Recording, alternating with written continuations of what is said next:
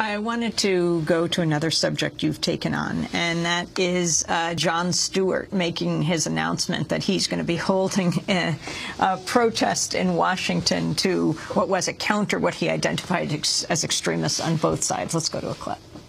But there's something still bothering you. As a reasonable, busy person, I'd love to come, John. But I really don't have time to handcraft a message or some signage. Not to worry. That's where we come in. We're going to have signs for you down there. If you don't have time, of course, you can bring your own. But here's a quick one. I disagree with you, but I'm pretty sure you're not Hitler. You may be asking yourself right now, sitting at home, but am I the right type of person to go to this rally? The fact that you would even stop to ask yourself that question, as opposed to just, let's say, jumping up, grabbing the nearest stack of burnable holy books, strapping on a diaper, and just pointing your car towards D.C., that means I think you just might be right for it. And that was Jon Stewart on The Daily Show. You wrote a piece about this called The Perils of False Equivalencies and Self-Proclaimed Centrism.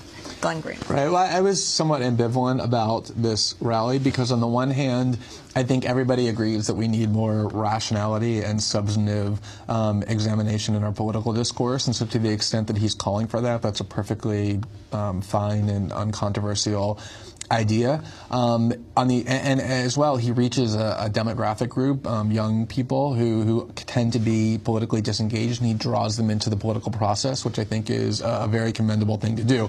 And the problem that I had with how it was structured and what it is that he's saying, and he's far more than a comedian. I mean, he's a very influential voice among progressives and in media narratives, is that, for one thing, I don't think the problem with our politics is tone. I think the problem is content. There are all kinds of people who advocate extremely heinous ideas, but do so in a very soft-spoken and civil manner. Bill Kristol comes to mind, John Yoo as well. These are people who can go on and be extremely polite in conversation and have done that on his show. So I think the problem in terms of extremism is not about tone, but about content. And to talk about tone, I think, distracts from the issue.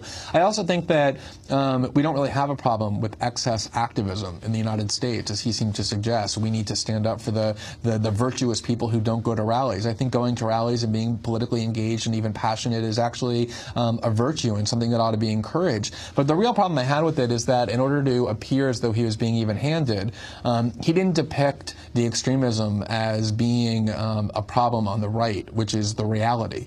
These extremist ideas are really quite pervasive on the right. And so what he did was he tried to create an equivalency by saying, well, it's a problem is on the left as well. And he picked out 9/11 truthers and a Code Pink rally and suggested that people who call Bush a war criminal are every bit as inflammatory and extremist and to be condemned as, say, people who say the president was not born in the United States. And that's an extraordinary false equivalency because these extremist ideas are pervasive on the right. People who go to Code Pink rallies are a tiny minority, for better or for worse, among Democrats. But more so, the fact that Bush is a war criminal happens to be true, and there's ample evidence for it, including, as I cited, the report by the four-star general, Antonio Taguba, who is in charge of investigating detainee abuse, who concluded that George Bush and top administration officials committed war crimes. And so I think what he was trying to do was to show how fair-minded he was by condemning both the left and the right. This is a common disease in our media,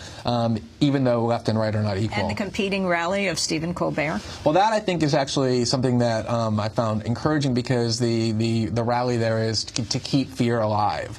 And of course, the American right is dependent more than anything else on fear. And as we talked about earlier, Democrats use fear as well to motivate their base. And so the role that fear plays in our political culture and the way in which politicians exploit that, I think, is one of the most central issues. And to the extent this rally is designed to mock that, I think that's a good thing.